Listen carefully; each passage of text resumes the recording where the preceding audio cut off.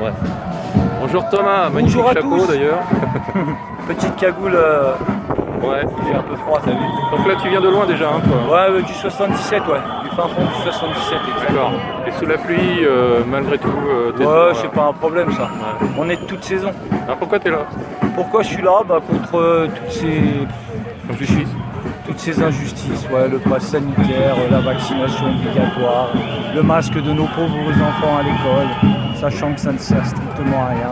Il faut se regrouper entre tous ceux qui peuvent faire ça, donc les familles, effectivement, regroupez-vous et puis faites votre propre école à la maison. Donc on est de plus en parents, plus quoi. des parias en fait, hein, et du coup ça rejoint un peu ce qui s'est déjà passé, c'est pas la première fois, dès que les personnes gênent, on les met à l'écart. Dans l'histoire, ça s'est déjà produit, et toi tu nous parlais d'une histoire qui vient du sud de la France, c'est ça? C'est ça, ouais, c'est un monsieur de Toulouse qui nous a rappelé un peu ce qu'étaient les cagots. Donc, je ne vous cache pas que je ne savais absolument pas ce que c'était. Et je veux bien vous faire la petite lecture du petit tract qu'il a distribué si gentiment. Qui ça, ce monsieur, on le Donc, connaît? non, moi je le connais pas. Franchement, D'accord. c'est un gilet jaune de Toulouse apparemment. D'accord. Il connaît bien le maquis. Donc, Le maquis, Vincent dit le maquis. voilà, exactement. En fait, ils sont un collectif pour agrémenter. C'est un collectif qui est réparti sur l'ensemble.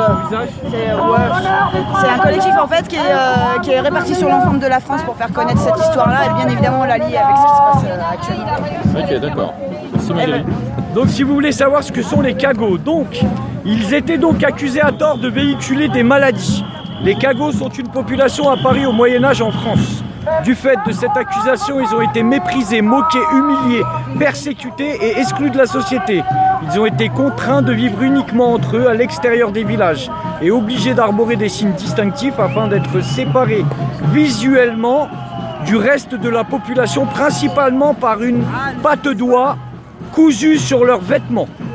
Il leur était interdit d'être armés, de se mêler et de se marier au reste de la population.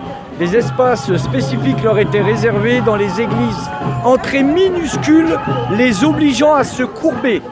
Chemin balisé de pattes d'oie, bénitiers dédiés, etc., etc. Hostie donnée à distance au bout d'un bâton. Ça nous rappelle un peu la distanciation sociale d'aujourd'hui, n'est-ce pas? Et ils ne pouvaient recevoir de sacrements. La plupart des métiers leur étaient interdits, excepté celle du bois. Ils étaient souvent charpentiers.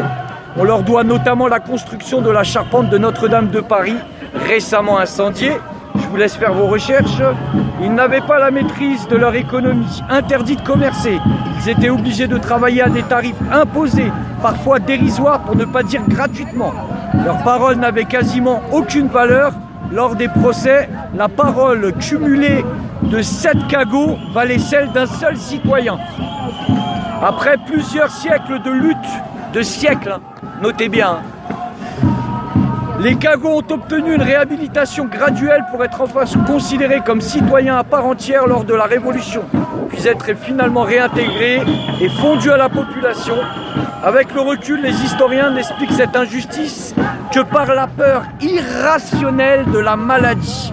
Si vous êtes un cagot, utilisez l'adhésif pour arborer votre patte d'oie. Voilà, la patte d'oie, que l'on peut aussi distinguer ici.